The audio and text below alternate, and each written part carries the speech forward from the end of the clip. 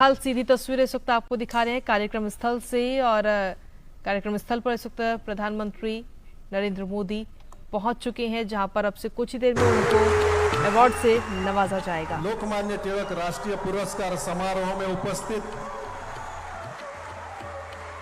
आदरणीय प्रधानमंत्री जी नरेंद्र मोदी जी, आपका मैं विनोद सातो विनम्रता पूर्वक स्वागत करता हूं।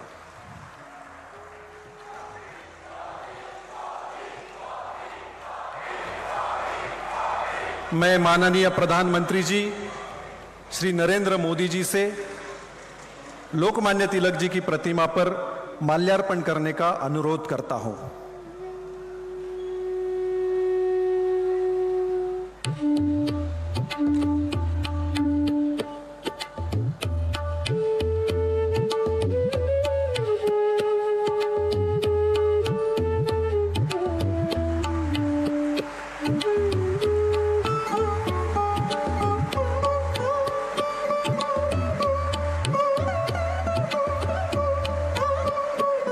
धन्यवाद। लोकमान्य तिलक स्मारक ट्रस्ट के अध्यक्ष डॉक्टर दीपक तिलक जी से विनम्र निवेदन है कि वे सम्माननीय प्रधानमंत्री जी का लोकमान्य तिलक जी ने लिखा हुआ श्रीमद् भगवत गीता रहस्य का गुजराती भाषा में किया हुआ अनुवादित ग्रंथ भेंट देकर स्वागत करें।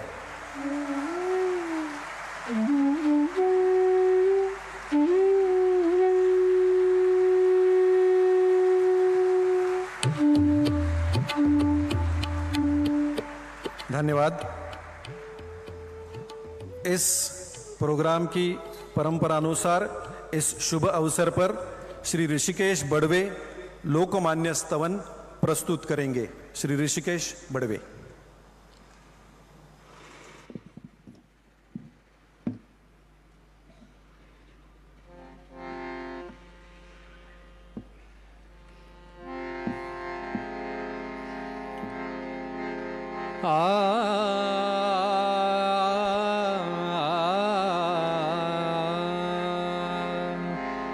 वंदन तुझ लोकमान्य टिळक भास्करा, वंदन तुझ लोकमान्य टिळक भास्करा। स्फूर्ती देई बालकास स्फूर्ती सागरा, वंदन तुझ लोकमान्य टिळक भास्करा। पारतंत्र्य गाढतिमिर देश झोपला, पारतंत्र्य गाढतिमिर देश झोपला।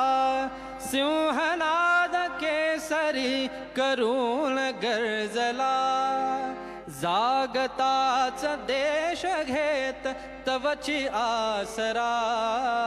वंदन तुझ लोकमान्य टिळक भास्करा।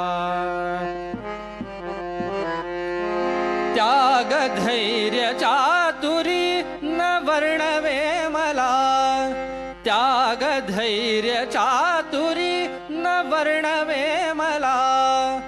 बुद्धी वैभवास बघून लोक मोहला, शुद्ध चरित तूच राजकारणी खरा। वंदन तुझ लोकमान्य टिळक भास्करा। स्वराज्य जन्मसिद्ध हक्क आमुचा असे, स्वराज्य जन्मसिद्ध हक्क आमुचा असे।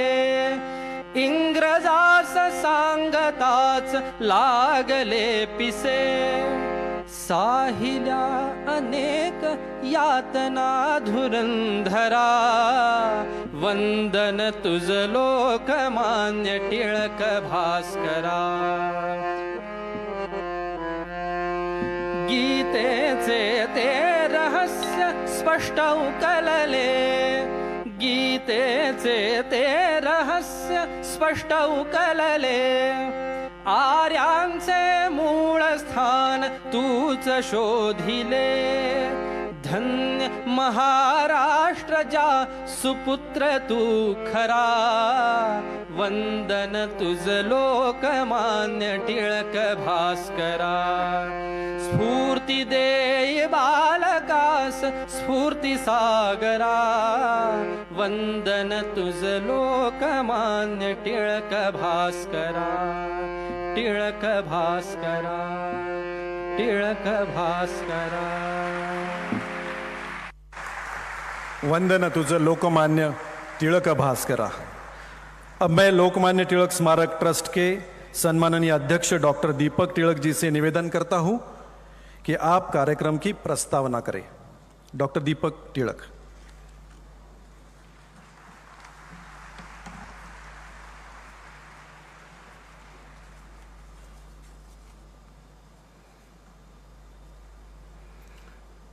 आज आपण ज्यांना लोकमान्य टिळक राष्ट्रीय पुरस्काराने सन्मानित करणार आहोत ते आदरणीय पंतप्रधान श्री नरेंद्र मोदीजी, आजचे प्रमुख पाहुणे श्री शरदचंद्र पवार, मंचावर उपस्थित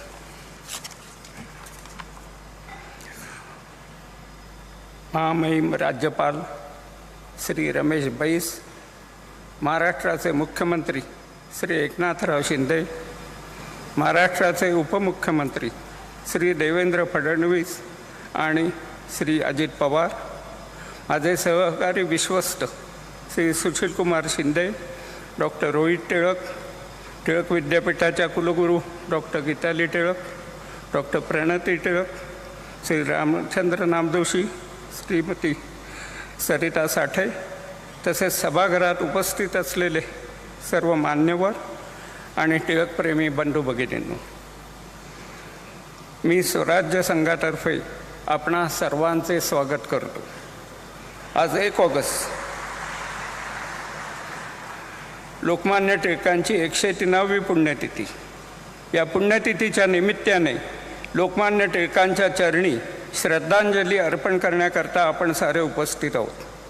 या निमित्ताने टिळक विचारांची, कृतीची व किंवा त्यागाची एखादी तरी घटना आत्मसात करून आपल्या आचरणात आणण्याकरता आपण प्रयत्नशील राहतो.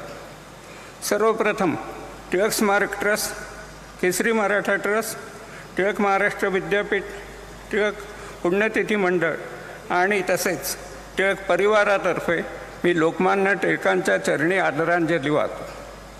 लोकमान्य टिळकांच्या व्यक्तिमत्वास अनेक पैलू आहेत. स्वराज्याचे उद्गाते, राष्ट्रीयत्वाचे द्रष्टे, ज्योतिर्गणिताचे अभ्यासक, संशोधक, संपादक, युगप्रवर्तक, भगवद्गीतेचे भाष्यकार, भारतीय असंतोषाचे जनक अशा कितीतरी उपाधींनी टिळकांना संबोधित केले जाते. महात्मा गांधींनी तर त्यांना आधुनिक भारताचे शिल्पकार म्हणून संबोधित केले. या सगळ्या गोष्टींवर बोलण्यास वेळ नाही, पण दरवर्षी मी 1 ऑगस्टला काहीतरी नवीन सांगत असतो. आणि लोकमान्य टिळक हे पहिले हिंदुस्थानचे नेते होते हे मी अगोदर सांगितलेलं आहे. परंतु त्याही पेक्षा अजून एक महत्त्वाची गोष्ट आहे की लोकमान्य टिळक हे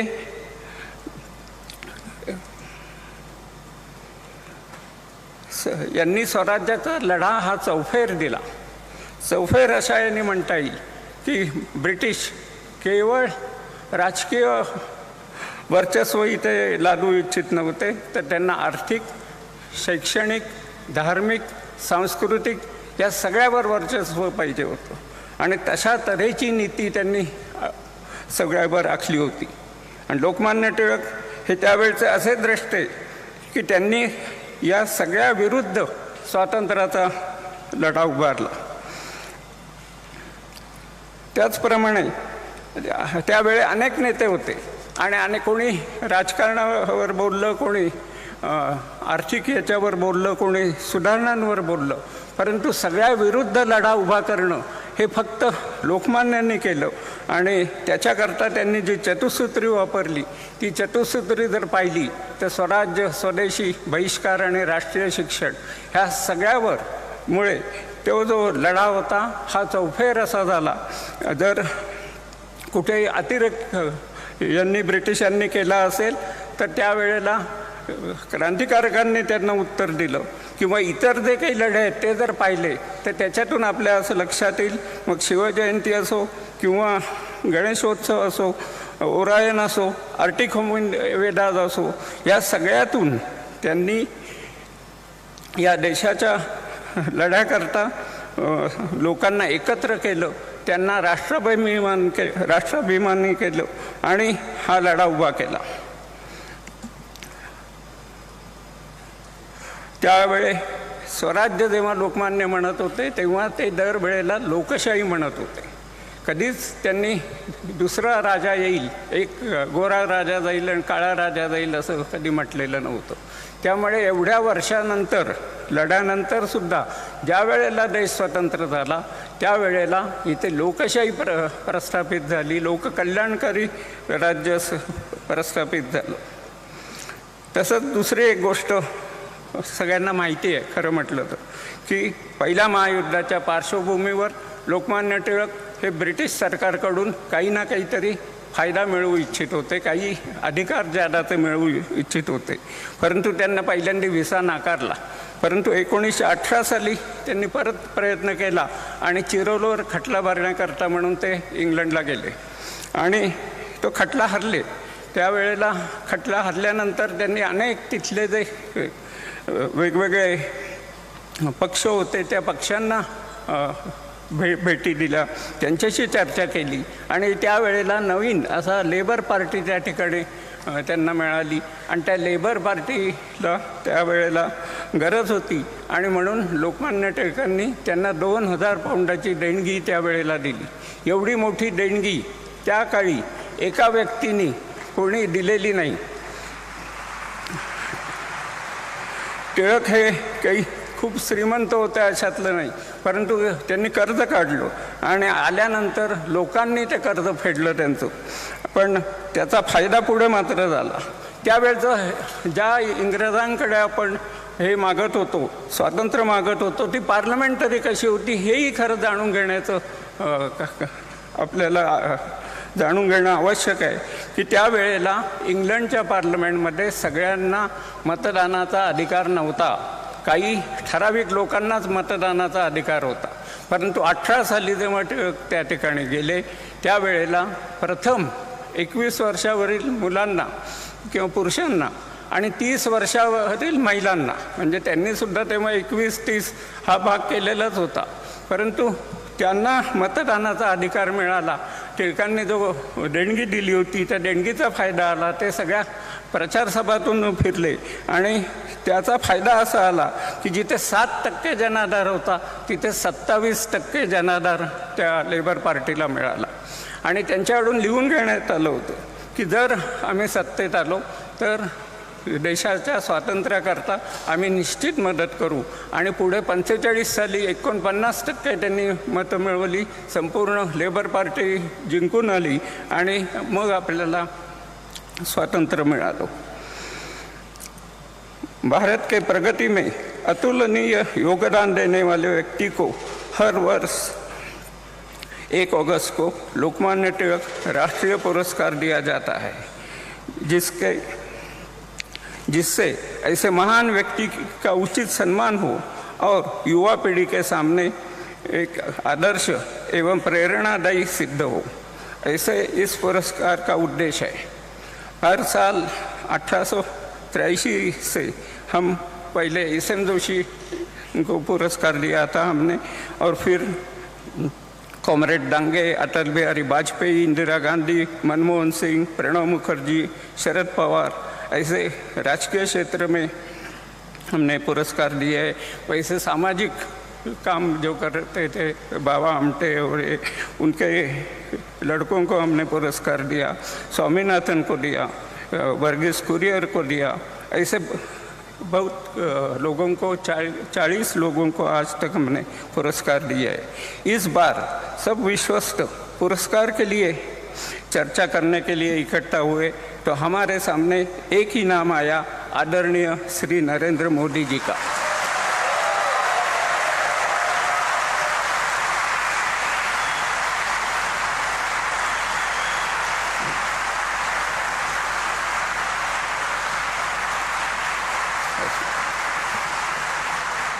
या पुरस्काराकरता आदरणीय नरेंद्र मोदीजींची निवड याकरता केली, कारण लोकमान्य टिळकांनी स्वतंत्र, आधुनिक आणि बलाढ्य हिंदुस्थानचे स्वप्न पाहिले होते. राष्ट्रीयत्व, हिंदुस्थानच्या पुरातन विद्या, वैभवशाली इतिहास, राष्ट्रप्रेम, स्वदेशी, राष्ट्रीय शिक्षण, आधुनिक तंत्रज्ञान, स्वदेशी अर्थकारण लोकमान्यांनी सांगितले होते. आणि तेच सूत्र श्री नरेंद्र मोदीजींच्या लोककल्याणकारी बलाढ्य राष्ट्रात आम्हाला दिसते.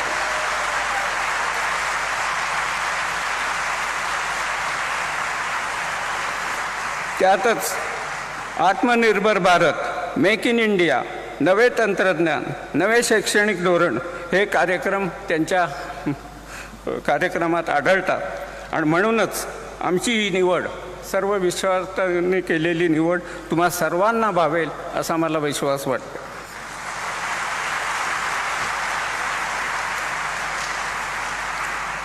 माननीय पंतप्रधान श्री नरेंद्र मोदीजींनी हा पुरस्कार स्वीकारला म्हणून टिळक स्वराज्य संघातर्फे मी त्यांचे आभार मानतो. तसेच श्री शरदराव पवार यांचेही आभार मानतो, कारण खास करून ते मुद्दामून या कार्यक्रमाकरता आले. तसेच सुशीलकुमार शिंदेही आले. त्या सगळ्यांचेच आभार मानतो आणि इथंच विरमतो. जय हिंद, जय महाराष्ट्र. धन्यवाद डॉक्टर तिलक. आज जिस व्यक्तित्व विशेष को लोकमान्य तिलक पुरस्कार से सम्मानित कर हम स्वयं को गौरवान्वित महसूस कर रहे हैं, उस व्यक्तित्व के योगदान के बारे में एवं उनका जीवन परिचय देने हेतु मैं डॉक्टर रोहित तिलक जी को निवेदन करता हूं. Doctor Rohit Tilak.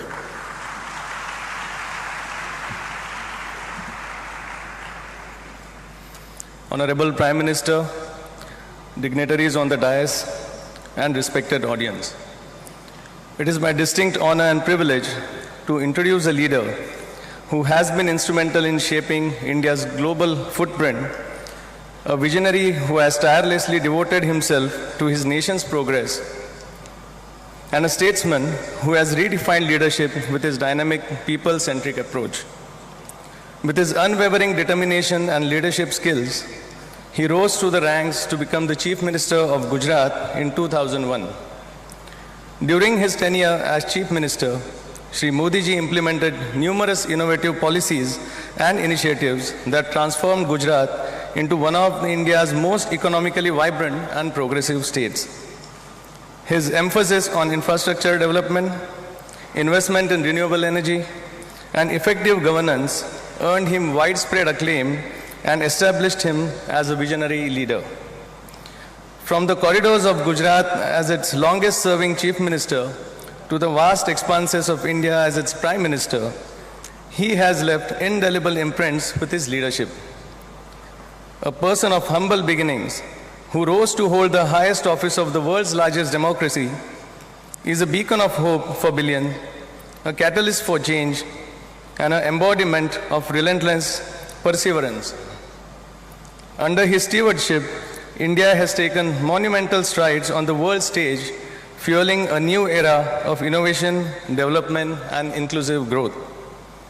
His flagship initiatives from Make in India to Swachh Bharat have been pivotal in transforming the lives of millions, reflecting his vision of progressive and prosperous India. Prime Minister Modi is playing an enormous role in eradicating poverty in India. A recent report showed that 13.5 crore people moved out of poverty in 5 years under him.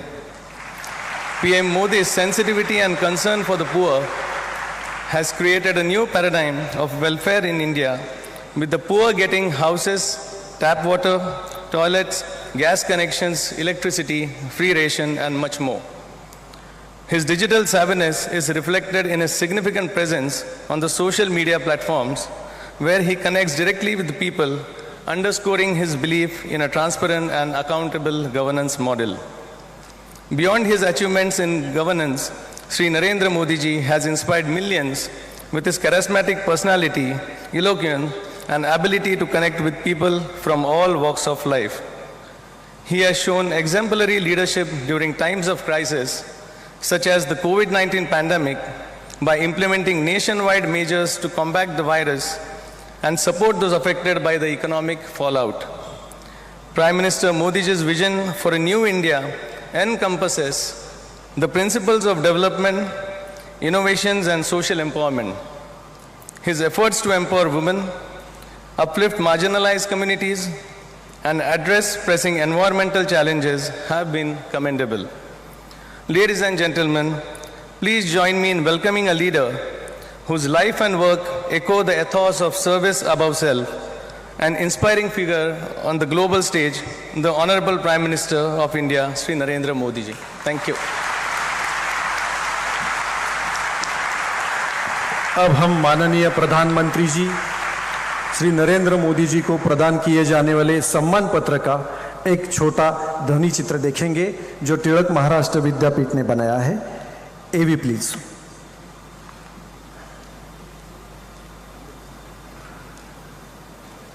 The trustees of the Lokmanya Tilak Smarak Mandir Trust are honored to bestow the Lokmanya Tilak National Award 2023 on Prime Minister Shri Narendra Modi, recognizing your exceptional service to our great nation. Your life and work echo Lokmanya Tilak's tireless efforts toward establishing a strong and prosperous India. Lokmanya Tilak's enduring call of Swarajya is my birthright is a message that resonates in your work.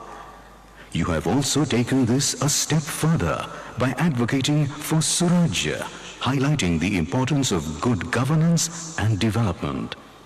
Your tireless work for the welfare of the most vulnerable and marginalized sections of our society, ensuring Surajya for all, is exemplary. During India's colonial period, Lokmanya Tilak championed Swadeshi, aiming to make India an economic power. Today, you have strongly emphasized Atmanirbharta, or self-reliance, a principle that is truly the need of the hour. This push towards self-reliance is reflected in the numerous reform measures your government has introduced.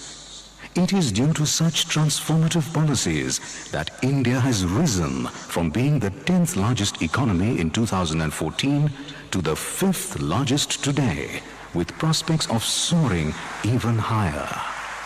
No society can thrive without a profound connection with its roots and culture.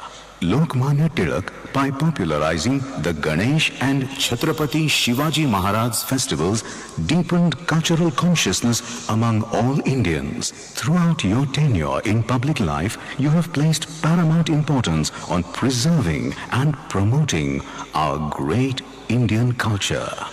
Over the past 9 years, under your leadership, there has been a significant shift in India's growth trajectory.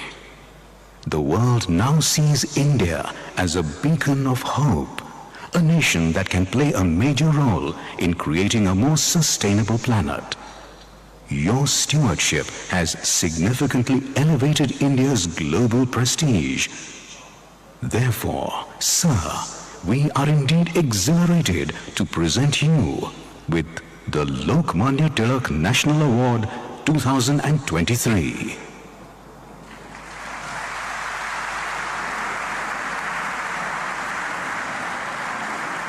Thank you. अब मैं महाराष्ट्र राज्य के सम्माननीय मुख्यमंत्री श्री एकनाथ शिंदे जी से अनुरोध करता हूं, कृपया आप अपने विचार व्यक्त करें। मुख्यमंत्री एकनाथ जी शिंदे।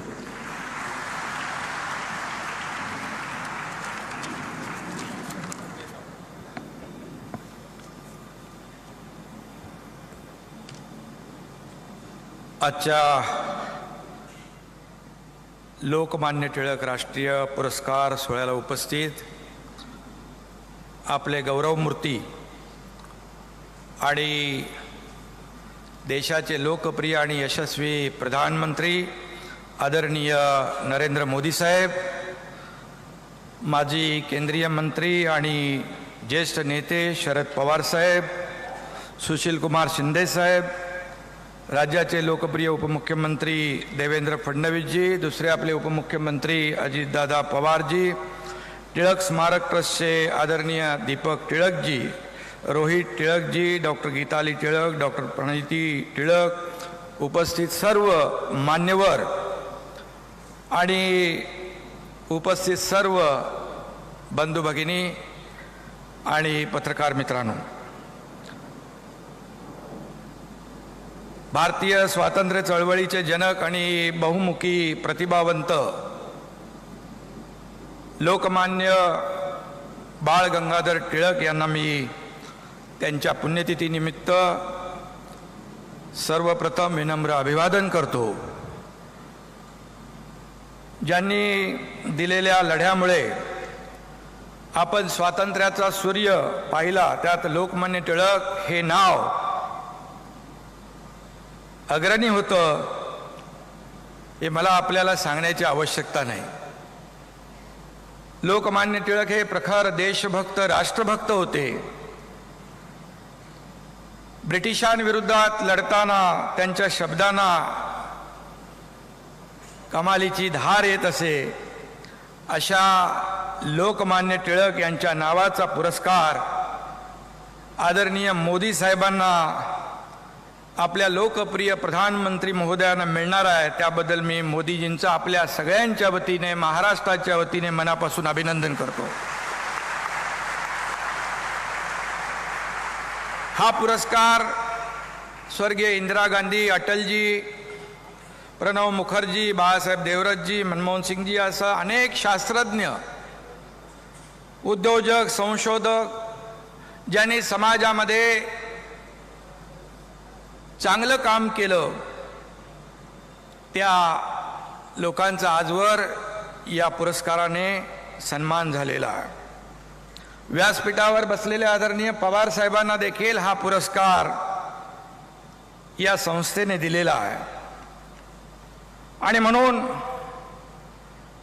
वर्ल्ड लीडर, जागतिक नेता म्हणून नावलौकिक कमावलेल्या मोदीजी यांची यंदाच्या पुरस्कारासाठी टिळक प्रतिष्ठान स्मारक ट्रस्टने निवड केली. त्याबद्दल टिळक ट्रस्टला देखील मनापासून मी धन्यवाद देतो, त्यांचेही आभार मानतो.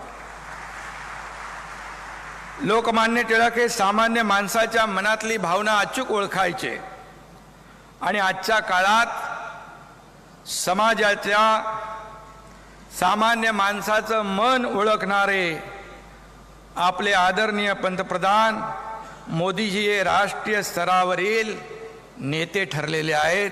मी त्यांचं पुनश्च अभिनंदन करतो. शिक्षक, वकील, समाजसेवक, स्वातंत्र्य सैनिक असलेले लोकमान्य टिळक हे बहुआयामी नेतृत्व, इतिहास, संस्कृत, खगोलशास्त्र आणि गणित या विषयात त्यांचं प्रावीण्य होतं. मगाशी प्रास्ताविकामध्ये देखील सांगितलं. ते आपल्या कर्तृत्वाने लोकमान्य झाले होते. आणि आदरणीय मोदीजींनी देखील गेल्या 9 वर्षामध्ये आपल्या देशासाठी केलेल्या कामांना लोकमान्यता मिळालेली आहे. टिळकांनी स्वराज्यासाठी लढा दिला, पण स्वातंत्र्यानंतर स्वराज्याचे सुराज्यात रूपांतर करण्यामध्ये आपल्याला किती यश आलेलं आहे हे आपल्या सगळ्यांना माहिती आहे. आणि म्हणून पंतप्रधान नरेंद्र मोदीजी यांनी देशाची सूत्र हातात घेतल्यानंतर हेच मुख्य ध्येय ठेवून सबका साथ, सबका विकास, सबका विश्वासचा नारा देश सुराज्य निर्माण करण्याचा प्रयत्न केला. त्या दिशेने त्यांची वाटचाल सुरू आहे. आणि म्हणूनच त्यांच्या कार्याची पोचपावती आज या राष्ट्रीय सन्मानाने होते असं म्हटलं तर वावगं ठरणार नाही. आज परदेशामध्ये देखील आपण जातो, तिकडे देखील पाहतो आदरणीय मोदीजींचं नाव सन्मानाने घेतलं जातं. फ्रांस और अरब देशों ने भी हमारे आदरणीय प्रधानमंत्री जी को सर्वोच्च सम्मान दिया है. ये हमारे लिए बहुत बड़ी गौरव की बात है. विभिन्न देशों के प्रधानमंत्री, राष्ट्रपति उनके कितना सम्मान करते हैं हमने देखा है. उनका ऑटोग्राफ लेते हैं, कोई बॉस कहते हैं, कोई उन्हें प्यार आदर से गले लगाता है तो कोई झुककर प्रणाम करता है। अमेरिका के राष्ट्रपति जब उन्हें यू आर ग्लोबली पावरफुल कहते हैं तो हमारे देशवासियों का सीना अभिमान से गर्व से फूल जाता है।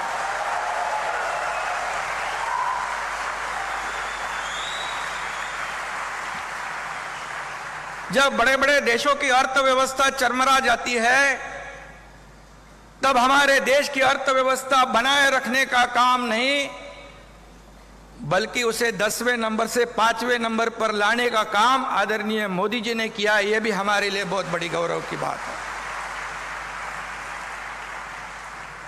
150 वर्ष ब्रिटिशांनी आपल्यावर राज्य केलं, त्यांना देशातून हद्दपार करण्यासाठी लोकमान्यांनी लढा उभा केला। त्याच ब्रिटिशांच्या अर्थव्यवस्थेला देखील भारताने आदरणीय मोदी साहेबांच्या नेतृत्वाखाली मागे टाकलंय। हा देखील आपल्यासाठी सर्वोच्च अभिमान आहे आणि म्हणून हे आदरणीय प्रधानमंत्रीजींचं कर्तृत्व आहे आणि म्हणूनच त्यांना हा पुरस्कार या ठिकाणी मिळालाय। खरं म्हणजे या पुरस्काराचे साक्षीदार, या ऐतिहासिक सोहळ्याचे साक्षीदार होण्याची संधी आमच्यासारख्या कार्यकर्त्यांना मिळाली हे आमचं भाग्य समजतो आणि म्हणून लोकमान्यांनी विदेशी वस्तूंवर बहिष्कार घालण्याचं आवाहन करत स्वदेशीचा नारा दिला। आज माननीय प्रधानमंत्री मोदीजी आपल्याला आत्मनिर्भर भारत करा म्हणून असा मंत्र मोदीजींनी दिला। लोकमान्य टिळक यांच्या एका सभेत बोलताना लोकमान्य म्हणाले होते, योग्य रस्ता येण्याची वाट पाहत आपण दिवस घालवतो। आपल्याला याचा विसर पडतो की रस्ते हे वाट बघण्यासाठी नसतात तर चालण्यासाठी असतात आणि मोदीजींनी लोकमान्य टिळकांचा हाच उपदेश आत्मसात केलाय आणि त्याचा अंमल करण्याचा, त्याची अंमलबजावणी करण्याचं काम ते या ठिकाणी करतात। त्यांनी एकदा ठरवलं की ते त्या मार्गाने जातात। मग काश्मीर मधलं 370 कलम असू द्या, राम मंदिराचा विषय असू द्या, वाराणसीचा कायापालट असू द्या,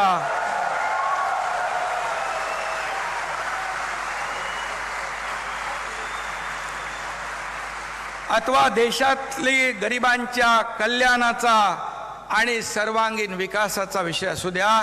कारण आपण पाहतोय गेल्या 9 वर्षामध्ये या देशामध्ये आदरणीय मोदीजींच्या नेतृत्वाखाली शेतकरी असतील, कष्टकरी असतील, कामगार असतील, महिला भगिनी असतील, विद्यार्थी असतील, युवा असतील, सगळे लोक या सर्व क्षेत्रामध्ये त्यांना पुढे आणण्याचं, त्यांच्या जीवनामध्ये बदल घडवण्याचं काम आपल्या आदरणीय प्रधानमंत्री महोदयांनी केलेलं आहे।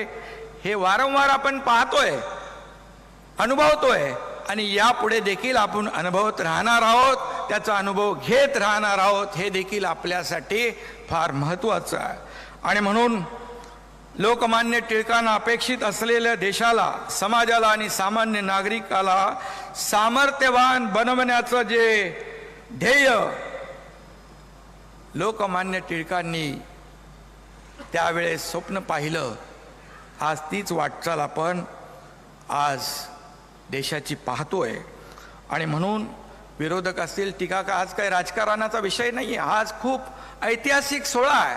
परंतु कशाची पर्वा न करता या ठिकाणी अंतिम ध्येय म्हणजे सर्वसामान्य माणसाचा जीवनामध्ये आमूलाग्र बदल, हे अंतिम ध्येय ठेवूनच मोदीजी वाटचाल करतायत।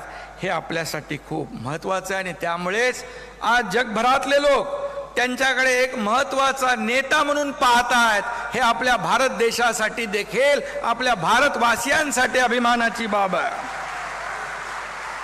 आणि म्हणून लोकमान्यांसारखा नेते हे राष्ट्राचे प्राण आणि त्यांच्या कल्पनेतला बलवान देश घडवणे हीच खरी श्रद्धांजली त्यांना ठरेल असं मी या ठिकाणी सांगू इच्छितो आणि म्हणून रात्रंदिवस देशाच्या विकासाचा, प्रगतीचा ध्यास घेतलेले आदरणीय प्रधानमंत्री मोदीजी त्याच बुलंद भारताचे स्वप्न प्रत्यक्षात आणण्याचा प्रयत्न करतायत आणि म्हणूनच या पुरस्काराने त्यांना आता लोकमान्यांच्या आशीर्वादाचं बळ प्राप्त होणार आहे, ताकद प्राप्त होणार आहे, आशीर्वाद प्राप्त होणार आहेत आणि ऊर्जा प्राप्त होणार आहे. आणि म्हणून मी पुन्हा एकदा आदरणीय प्रधानमंत्री महोदयांचं मनापासून अभिनंदन करतो, मनापासून शुभेच्छा देतो आणि लोकमान्य टिळकांना देखील मी वंदन करतो. धन्यवाद. जय हिंद, जय महाराष्ट्र.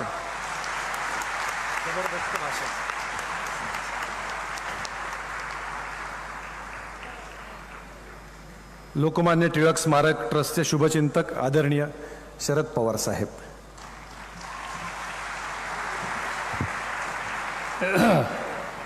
देशाचे प्रधानमंत्री नरेंद्र मोदीजी, महाराष्ट्राचे राज्यपाल श्री वैस, राज्याचे मुख्यमंत्री एकनाथ शिंदे, उपमंत्रीद्वय देवेंद्र फडणवीस आणि अजित पवार, तिलक स्वराज्य संघ एवं लोकमान्य तिलक स्मारक ट्रस्टचे अध्यक्ष डॉक्टर दीपक तिलक, ट्रस्टचे उपाध्यक्ष डॉक्टर रोहित तिलक, या ठिकाणी उपस्थित असलेले सगळे मान्यवर आणि बंधू भगिनींनो, आजचा दिवस हा लोकमान्यांचा 103 पुण्यतिथीचा आहे आणि त्याचा सोहळा या ऐतिहासिक पुणे शहरामध्ये होतो है. मैं प्रधानमंत्री जी को कहना चाहता हूँ कि देश में पुणे शहर का एक अलग महत्व है. छत्रपति शिवाजी महाराज और इनका इतिहास पूरी दुनिया जानती है. शिवाजी महाराज का जन्म इसी जिले में शिवनेरी के किले में हुआ और इसी पुणे शहर के लाल महल में उनका बचपन उन्होंने गुजारा. यहाँ उन्होंने हिंदवी स्वराज्य के निर्माण किए. या देशामध्ये अनेक राजे राजवाडे होऊन गेले. त्यांचं राज्य, त्यांचं संस्थान त्यांच्या नावाने ओळखलं जायचं. मग कुठं देवीजींचं यादवांचं संस्थान असेल, कुठं मोगलांचं दिल्लीचं संस्थान असेल, अनेकांचे संस्थानं या देशात होऊन गेली. पण शिवछत्रपतींचं काम हे का वेगळ्या दिशेवर झालं. त्यांनी राज्य उभं केलं, पण ते भोसल्यांचं राज्य नव्हतं. ते हिंदवी स्वराज्य होतं, ते रयतेचं राज्य होतं आणि ते रयतेचं राज्य प्रस्थापित करण्याच्या संबंधीचं काम या पुणे शहरामध्ये झालं. हा पुण्याचा एक गौरवशाली इतिहासाचा भाग आहे. अलीकडच्या काळामध्ये या देशानं आणि या देशाच्या जवानानं देशाचं रक्षण करण्याच्यासाठी एक प्रकारचा सर्जिकल स्ट्राईक केलेला होता. सर्जिकल स्ट्राईकची चर्चा आत्ता होते, पण लाल महालामध्ये शाहिस्तेखांनी ताबा घेण्याचा प्रयत्न केल्याच्या नंतर या देशाचा पहिला सर्जिकल स्ट्राईक हा शिवछत्रपतींच्या काळामध्ये झाला. ही गोष्ट आपण कधी विसरू शकत नाही आहे. अनेक गोष्टी या ठिकाणी सांगता येतील. आपण लोकमान्यांचं स्मरण करण्याच्यासाठी आलो. 1865 मध्ये लोकमान्यांचे वडील गंगाधर यांनी रत्नागिरी सोडली आणि पुण्यामध्ये त्यांचं आगमन झालं. पुण्यामध्ये आगमन झाल्याच्या नंतर ते नुसतं आगमन नव्हतं, ती एक प्रकारची चिंगारी होती. संपूर्ण स्वराज्य स्थापन करण्याच्या संबंधीची ती मशाल बनलेली होती. आणि त्या कालखंडामध्ये लोकमान्यांचा सुरुवातीचा काळ या पुणे शहरामध्ये गेला. त्यांचं एकंदर लक्ष सगळ्या परिस्थितीवर होतं. आणि ते असताना ब्रिटिशांच्या गुलामगिरीतून बाहेर पडायचं असेल तर सामान्य माणसाला जागृत केलं पाहिजे. आणि त्यासाठी एक जबरदस्त अशा प्रकारचं शस्त्र याची निर्मिती करण्याची आवश्यकता आहे. आणि ते शस्त्र म्हणजे पत्रकारिता. तिलक जी ने 25 साल की उम्र में मराठी भाषा में केसरी अखबार और अंग्रेजी में मराठा साप्ताहिक शुरू किया और इन पत्रों के माध्यम से इंग्रेजों के खिलाफ उन्होंने कड़ा प्रहार किया. केसरी का मतलब सिंह या शेर है. केसरी और मराठा द्वारा टिळकाजींनी एकंदर या देशाच्या परकीय लोकांच्यावर प्रचंड प्रहार केले आणि एक प्रकारची लोकजागृती करण्याच्या संबंधीचं काम त्यांच्या त्या काळामध्ये त्यांनी केलं होतं. ते नेहमी म्हणत असत पत्रकारिता याचा कुणाचा दबाव असता कामा नये. त्या दबावातून पत्रकारिता मुक्त झाली पाहिजे आणि ती भूमिका त्यांनी सातत्यानं पाळली केली.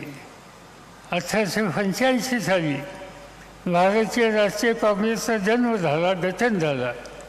याच पुणे शहरामध्ये झाला.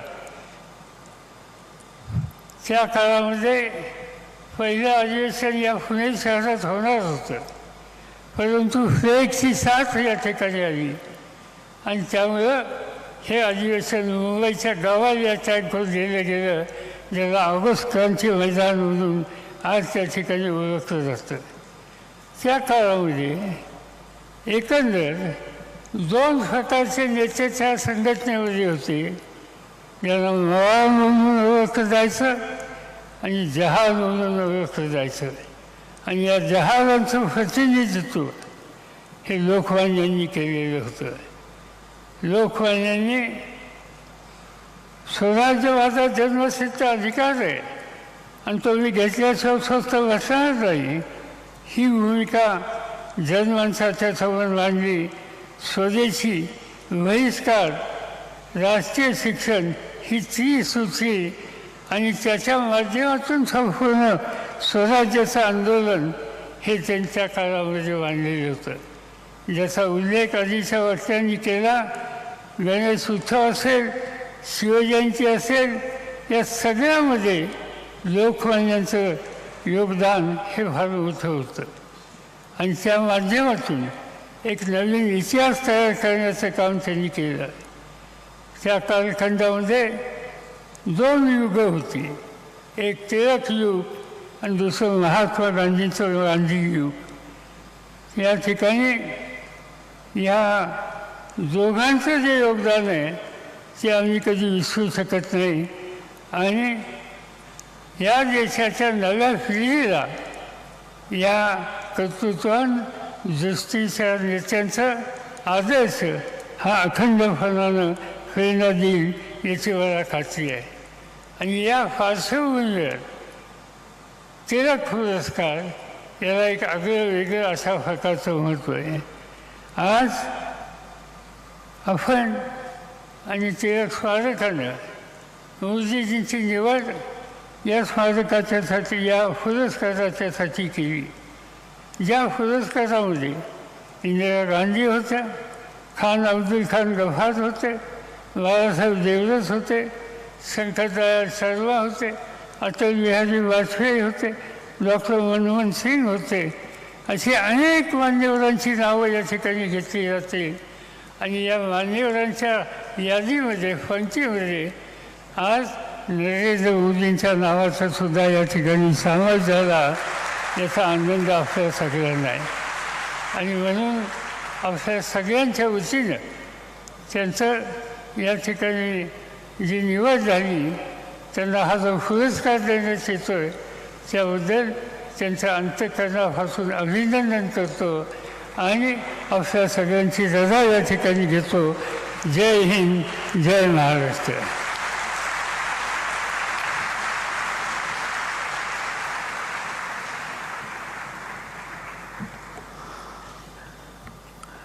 आता तो मंगल क्षण आलेला आहे. मैं डॉक्टर दीपक टिळक जी से निवेदन करता हूं कि 41वां लोकमान्य टिळक राष्ट्रीय पुरस्कार भारत के सम्माननीय प्रधानमंत्री श्री नरेंद्र मोदी जी को प्रदान करे. लोकमान्य टिळक वापरत असत असेच उपरणे,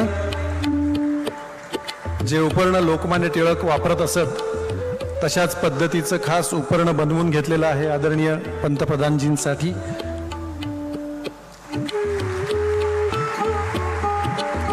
लोकमान्य तिलक जी की पहचान पुणेरी पगड़ी और लोकमान्य जी का उत्तरीय,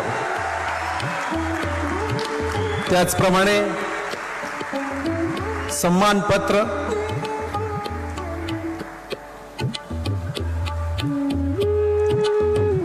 आणि एक विशिष्ट अशी बनवलेली ट्रॉफी, ज्या ट्रॉफीमध्ये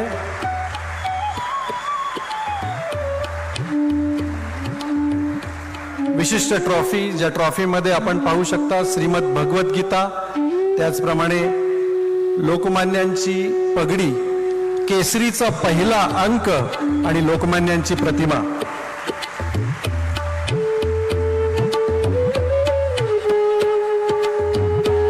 एक विशेष बात है इस समारोह की 1 लाख रुपए की धनराशि दी जाती है, जी आदरणीय पंतप्रधान मोदीजींच्या सूचनेनुसार नमामि गंगे प्रोजेक्टला डोनेट करण्यात आलेली आहे.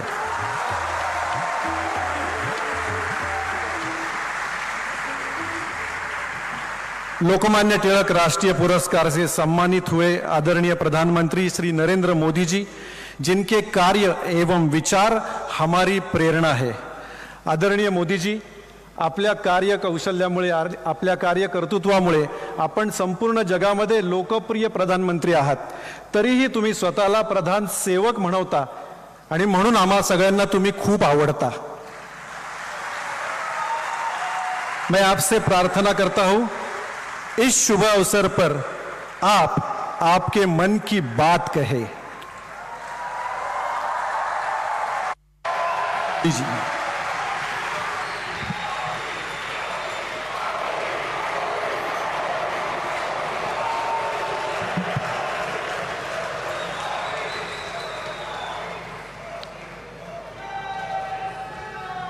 लोकमान्य टिळकांची आज 103वी पुण्यतिथी आहे. देशाला अनेक महानायक देण्याच्या महाराष्ट्राच्या भूमीला मी कोटी कोटी वंदन करते.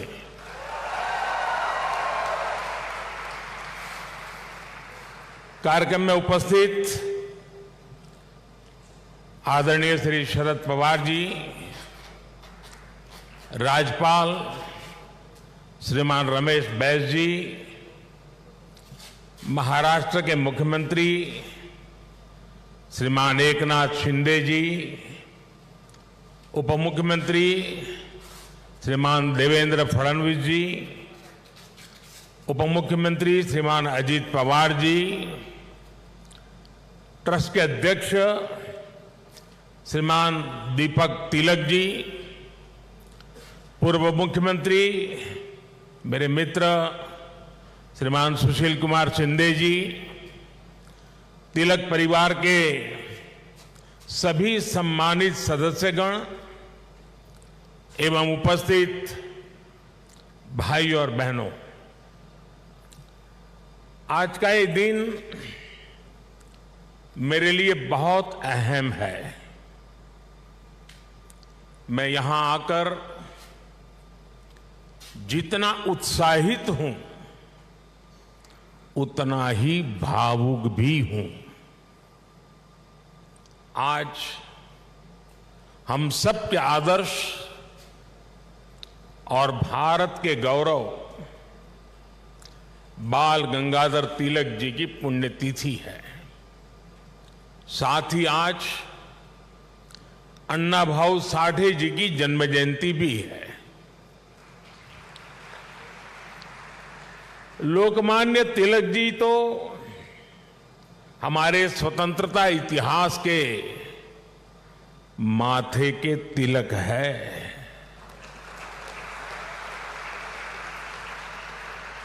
साथ ही अन्ना भाव ने भी समाज सुधार के लिए जो योगदान दिया वह अप्रतिम है और साधारण है। मैं इन दोनों ही महापुरुषों के चरणों में श्रद्धापूर्वक नमन करता हूं। आज या महत्वाचा दिवशी मला पुण्याच्या या पावन भूमीवर महाराष्ट्राच्या धर्तीवर येण्याची संधी मिळाली हे माझे भाग्य आहे।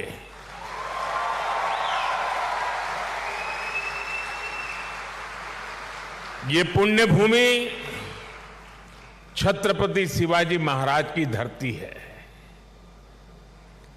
ये चाफेकर बंधुओं की पवित्र धरती है। इस धरती से ज्योतिबा फुले, सावित्रीबाई फुले की प्रेरणाएं और आदर्श जुड़े हैं। अभी कुछ ही देर पहले मैंने दगड़ू सेठ मंदिर में गणपति जी का आशीर्वाद भी लिया। ये भी पुणे जिले के इतिहास का बड़ा दिलचस्प पहलू है। दगड़ू सेठ पहले व्यक्ति थे जो तिलक जी के आह्वान पर गणेश प्रतिमा की सार्वजनिक स्थापना में शामिल हुए थे। मैं इस धरती को प्रणाम करते हुए इन सभी महान विभूतियों को श्रद्धापूर्वक नमन करता हूं। साथियों, आज पुणे में आप सबके बीच मुझे जो सम्मान मिला है ये मेरे जीवन का एक अविस्मरणीय अनुभव है।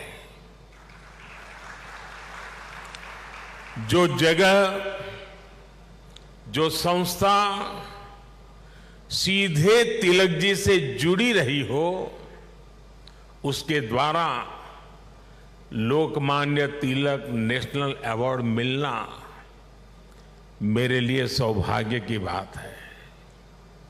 मैं इस सम्मान के लिए हिंद स्वराज संघ का और आप सभी का पूरी विनम्रता के साथ हृदय से आभार व्यक्त करता हूं। और मैं ये भी कहना चाहूंगा, अगर ऊपर ऊपर से थोड़ा नजर करें तो हमारे देश में काशी और पुणे दोनों की एक विशेष पहचान है। विद्वत्ता यहां पर चिरंजीव है, अमरत्व को प्राप्त हुई है।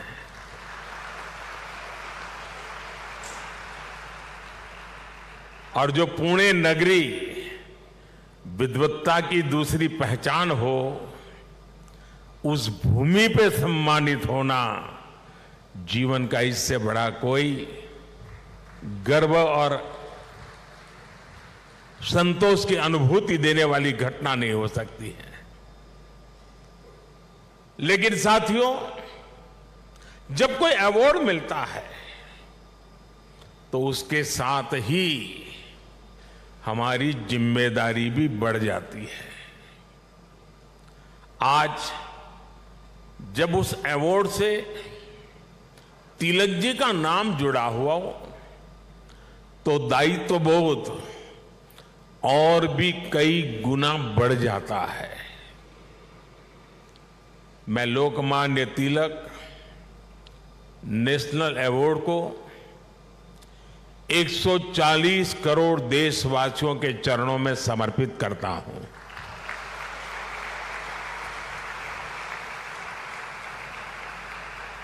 मैं देशवासियों को विश्वास भी दिलाता हूं कि उनकी सेवा में, उनकी आशाओं अपेक्षाओं की पूर्ति में कोई कोर कसर बाकी नहीं छोड़ूंगा। जिनके नाम में गंगाधर हो, उनके नाम पर मिले इस अवार्ड के साथ जो धनराशि मुझे दी गई है वो भी गंगा जी को समर्पित कर रहा हूं। मैंने पुरस्कार राशि नमामि गंगे परियोजना के लिए दान देने का निर्णय लिया है। साथियों, भारत की आजादी में लोकमान्य तिलक की भूमिका को, उनके योगदान को कुछ घटनाओं और शब्दों में नहीं समेटा जा सकता है। तिलक जी के समय और उनके बाद की स्वतंत्रता संग्राम से जुड़ी जो भी घटनाएं और आंदोलन हुए, उस दौर में जो भी क्रांतिकारी और नेता हुए, तिलक जी की छाप सब पर थी, हर जगह थी। इसलिए खुद अंग्रेजों को भी तिलक जी को the father of the Indian unrest कहना पड़ा था। तिलक जी ने भारत के स्वतंत्रता आंदोलन की पूरी दिशा ही बदल दी थी। जब अंग्रेज कहते थे कि भारतवासी देश चलाने के लायक नहीं है, तब लोकमान्य तिलक ने कहा कि स्वराज्य हमारा जन्मसिद्ध अधिकार है।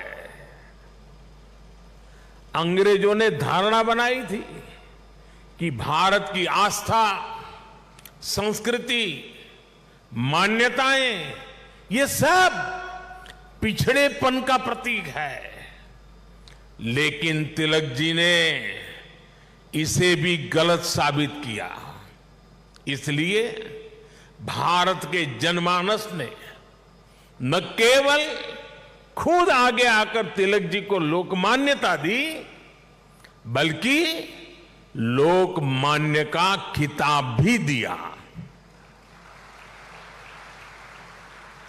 और जैसा अभी दीपक जी ने बताया, स्वयं महात्मा गांधी ने उन्हें आधुनिक भारत का निर्माता भी कहा। हम कल्पना कर सकते हैं कि तिलक जी का चिंतन कितना व्यापक रहा होगा, उनका विजन कितना दूरदर्शी रहा होगा। साथियों, एक महान नेता वो होता है जो एक बड़े लक्ष्य के लिए न केवल खुद को समर्पित करता है, बल्कि उस लक्ष्य की प्राप्ति के लिए संस्थाएं और व्यवस्थाएं भी तैयार करता है। इसके लिए हमें सबको साथ लेकर आगे बढ़ना होता है, सबके विश्वास को आगे बढ़ाना होता है। लोकमान्य तिलक के जीवन में हमें ये सारी खूबियां दिखती हैं। उन्होंने अंग्रेजों ने जब उन्हें जेल में डाला, उन पर अत्याचार हुए, उन्होंने आजादी के लिए त्याग और बलिदान की पराकाष्ठा की। लेकिन साथ ही उन्होंने टीम स्पिरिट के, सहभाग और सहयोग के अनुकरणीय उदाहरण भी पेश किए। लाला लाजपत राय और बिपिन चंद्र पाल के साथ उनका विश्वास, उनकी आत्मीयता भारतीय स्वतंत्रता संग्राम का स्वर्णिम अध्याय है। आज भी जब बात होती है तो लाल बाल पाल के तीनों नाम एक त्रिशक्ति के रूप में याद किए जाते हैं। तिलक जी ने उस समय आजादी की आवाज को बुलंद करने के लिए पत्रकारिता और अखबार की अहमियत को भी समझा। अंग्रेजी में तिलक जी ने, जैसा शरद राव ने कहा, द मराठा साप्ताहिक शुरू किया। मराठी में गोपाल गणेश अगरकर और विष्णु शास्त्री चिपलुंकर जी के साथ मिलकर उन्होंने केसरी अखबार शुरू किया। 140 से भी ज्यादा समय से केसरी अनवरत आज भी महाराष्ट्र में छपता है, लोगों के बीच पढ़ा जाता है। ये इस बात का सबूत है कि तिलक जी ने कितनी मजबूत नींव पर संस्थाओं का निर्माण किया था। साथियों, संस्थाओं की तरह लोकमान्य तिलक ने परंपराओं को भी पोषित किया। उन्होंने समाज को जोड़ने के लिए सार्वजनिक गणपति महोत्सव की नींव डाली। उन्होंने छत्रपति शिवाजी महाराज के साहस और आदर्शों की ऊर्जा से समाज को भरने के लिए शिव जयंती का आयोजन शुरू किया। ये आयोजन भारत को सांस्कृतिक सूत्र में पिरोने के अभियान भी थे और इनमें पूर्ण स्वराज की संपूर्ण संकल्पना भी थी। यही भारत की समाज व्यवस्था की खासियत रही है। भारत ने हमेशा ऐसे नेतृत्व को जन्म दिया है जिसने आजादी जैसे बड़े लक्ष्यों के लिए भी संघर्ष किया और सामाजिक बुराइयों के खिलाफ नई दिशा भी दिखाई। आज की युवा पीढ़ी के लिए यह बहुत बड़ी सीख है। भाइयों और बहनों, लोकमान्य तिलक इस बात को भी जानते थे कि आजादी का आंदोलन हो या राष्ट्र निर्माण का मिशन, भविष्य की जिम्मेदारी हमेशा युवाओं के कंधों पर होती है। वो भारत के भविष्य के लिए शिक्षित और सक्षम युवाओं का निर्माण चाहते थे। लोकमान्य में युवाओं की प्रतिभा पहचानने की जो दिव्य दृष्टि थी, इसका एक उदाहरण हमें वीर सावरकर से जुड़े घटनाक्रम में मिलता है।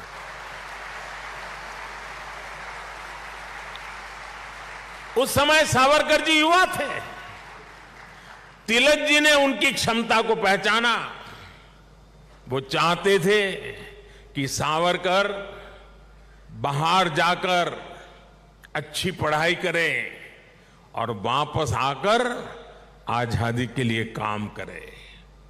ब्रिटेन में श्यामजी कृष्ण वर्मा ऐसे ही युवाओं को अवसर देने के लिए 2 स्कॉलरशिप चलाते थे। एक स्कॉलरशिप का नाम था छत्रपति शिवाजी स्कॉलरशिप और दूसरी स्कॉलरशिप का नाम था महाराणा प्रताप स्कॉलरशिप। वीर सावरकर के लिए तिलक जी ने श्यामजी कृष्ण वर्मा से सिफारिश की थी। इसका लाभ लेकर वो लंदन में बैरिस्टर बन सके। ऐसे कितने ही युवाओं को तिलक जी ने तैयार किया।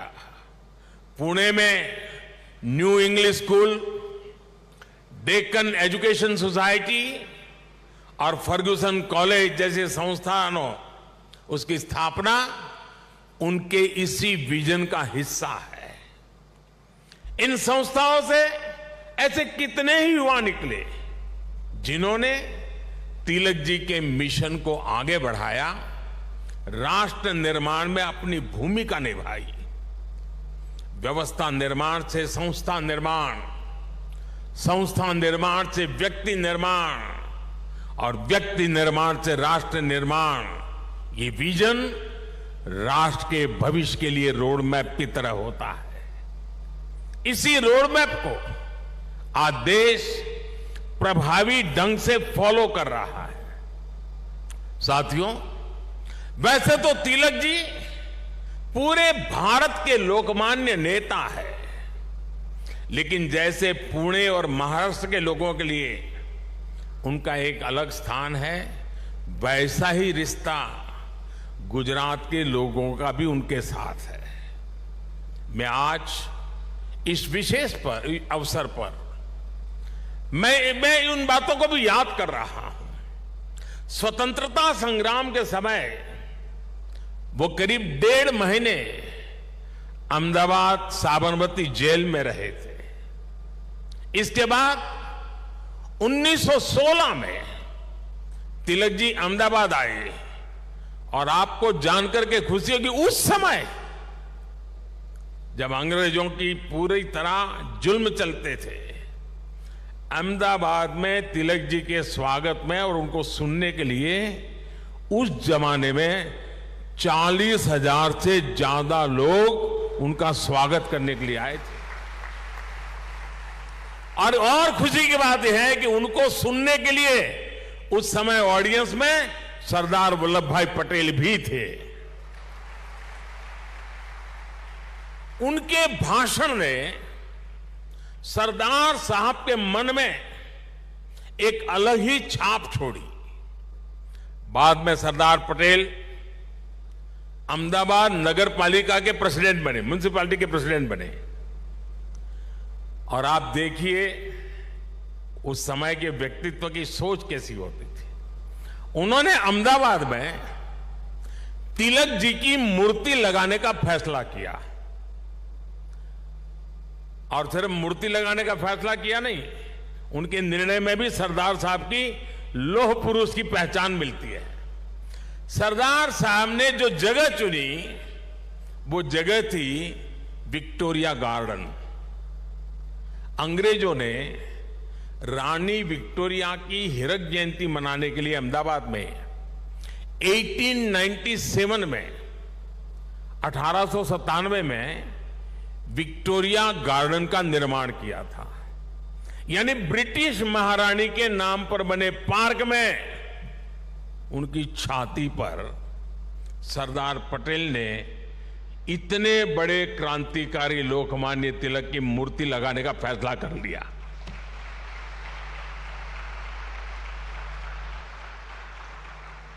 और उस समय सरदार साहब पर इसके खिलाफ कितना ही दबाव पड़ा, उन्हें रोकने की कोशिश हुई, लेकिन सरदार तो सरदार थे। सरदार ने कह दिया वो अपना पद छोड़ देना पसंद करेंगे, लेकिन मूर्ति तो वहीं पर लगेगी। और वो मूर्ति बनी और 1929 में उसका लोकार्पण महात्मा गांधी ने किया। अहमदाबाद में रहते हुए मुझे कितनी ही बार उस पवित्र स्थान पर जाने का मौका मिला है और तिलक जी की प्रतिमा के सामने सर झुकाने का अवसर मिला है। वो एक अद्भुत मूर्ति है जिसमें तिलक जी विश्राम मुद्रा में बैठे हुए हैं। ऐसा लगता है जैसे वो स्वतंत्र भारत के उज्जवल भविष्य की ओर देख रहे हैं। आप कल्पना करिए, गुलामी के दौर में भी सरदार साहब ने अपने देश के सपूत के सम्मान में पूरी अंग्रेजी हुकूमत को चुनौती दे दी थी। और आज की स्थिति देखिए, अगर आज हम किसी एक सड़क का नाम भी किसी विदेशी आक्रांता की जगह कर बदलकर भारतीय विभूति पर रखते हैं तो कुछ लोग उस पर हल्ला मचाने लग जाते हैं।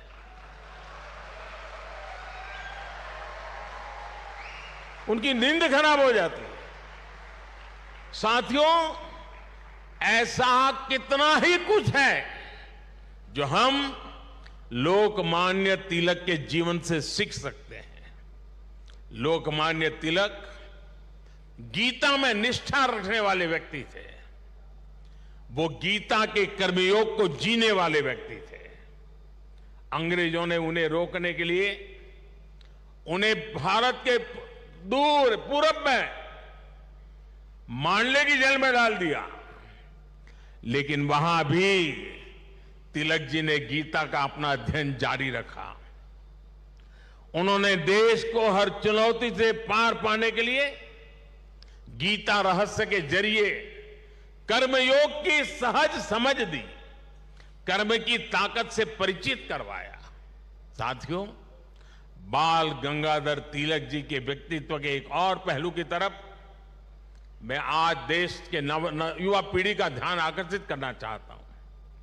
तिलक जी की एक बड़ी विशेषता थी कि वो लोगों को खुद पर विश्वास करने के बड़े आग्रही थे और करना सिखाते थे। वो उन्हें आत्मविश्वास से भर देते थे।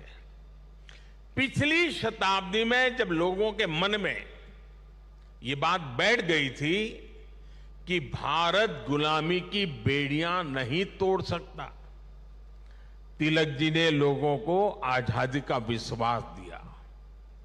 उन्हें हमारे इतिहास पर विश्वास था, उन्हें हमारी संस्कृति पर विश्वास था, उन्हें अपने लोगों पर विश्वास था, उन्हें हमारे श्रमिकों उद्यमियों पर विश्वास था, उन्हें भारत के सामर्थ्य पर विश्वास था। भारत की बात आते ही कहा जाता था, यहां के लोग ऐसे ही हैं, हमारा कुछ नहीं हो सकता। लेकिन तिलक जी ने हीन भावना के इस मिथक को तोड़ने का प्रयास किया, देश को उसके सामर्थ्य का विश्वास दिलाया। साथियों, अविश्वास के वातावरण में देश का विकास संभव नहीं होता। कल मैं देख रहा था, पुणे के ही एक सज्जन श्रीमान मनोज पोचाट जी ने मुझे एक ट्वीट किया है। उन्होंने मुझे 10 साल पहले की मेरी पुणे यात्रा को याद दिलाया है। उस समय जिस फर्ग्यूसन कॉलेज की तिलक जी ने स्थापना की थी, उसमें मैंने तब के भारत में ट्रस्ट डेफिसिट की बात की थी। अब मनोज जी ने मुझे आग्रह किया है कि मैं ट्रस्ट डेफिसिट से ट्रस्ट सरप्लस तक की देश की यात्रा के बारे में बात करूं। मैं मनोज जी का आभार व्यक्त करूंगा कि उन्होंने इस अहम विषय को उठाया है। भाइयों और बहनों, आज भारत में ट्रस्ट सरप्लस पॉलिसी में भी दिखाई देता है और देशवासियों के परिश्रम में भी झलकता है।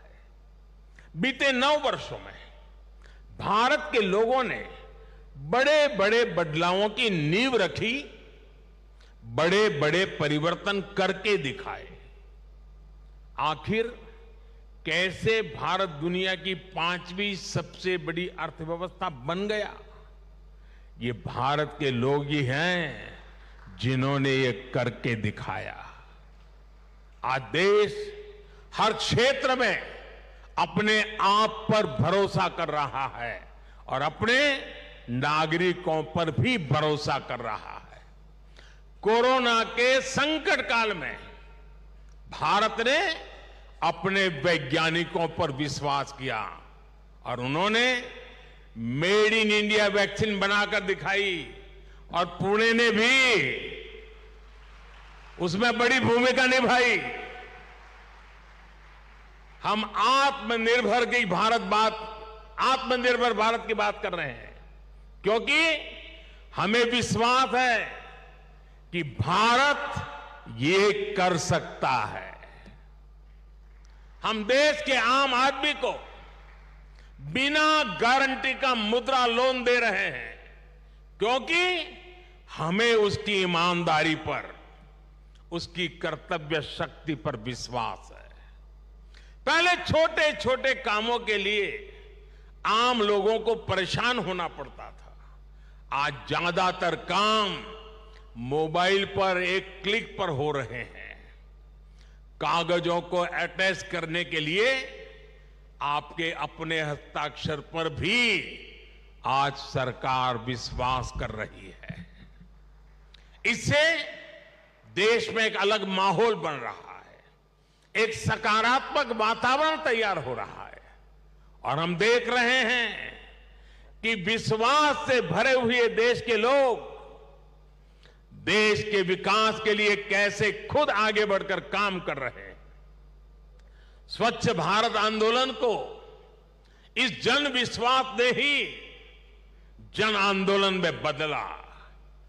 बेटी बचाओ बेटी पढ़ाओ अभियान को इस जन विश्वास ने ही जन आंदोलन में बदला। लाल किले से मेरी एक पुकार पर कि जो सक्षम हैं उन्हें गैस सब्सिडी छोड़नी चाहिए, लाखों लोगों ने गैस सब्सिडी छोड़ दी थी।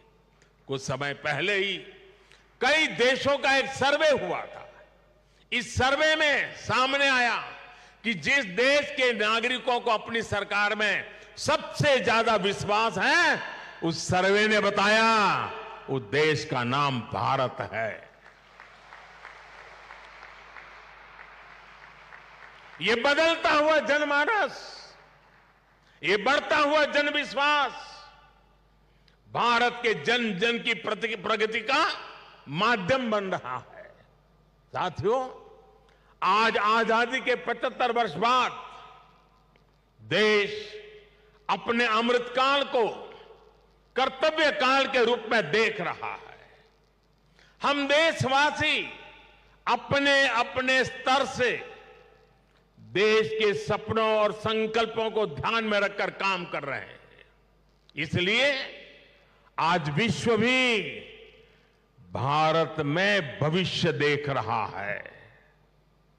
हमारे प्रयास आज पूरी मानवता के लिए एक आश्वासन बन रहे हैं। मैं मानता हूं कि लोकमान्य आज जहां भी उनकी आत्मा होगी वो हमें देख रहे हैं, हम पर अपना आशीर्वाद बरसा रहे हैं। उनके आशीर्वाद से, उनके विचारों की ताकत से हम एक सशक्त और समृद्ध भारत के अपने सपने को जरूर साकार करेंगे। मुझे विश्वास है हिंद स्वराज संघ तिलक के आदर्शों से जन जन को जोड़ने में इसी प्रकार आगे आकर के अहम भूमिका निभाता रहेगा। मैं एक बार फिर इस सम्मान के लिए आप सभी का आभार प्रकट करता हूं। इस धरती को प्रणाम करते हुए, इस विचार को आगे बढ़ाने में जुड़े हुए सबको प्रणाम करते हुए मैं मेरी वाणी को विराम देता हूं। आप सबका बहुत बहुत धन्यवाद।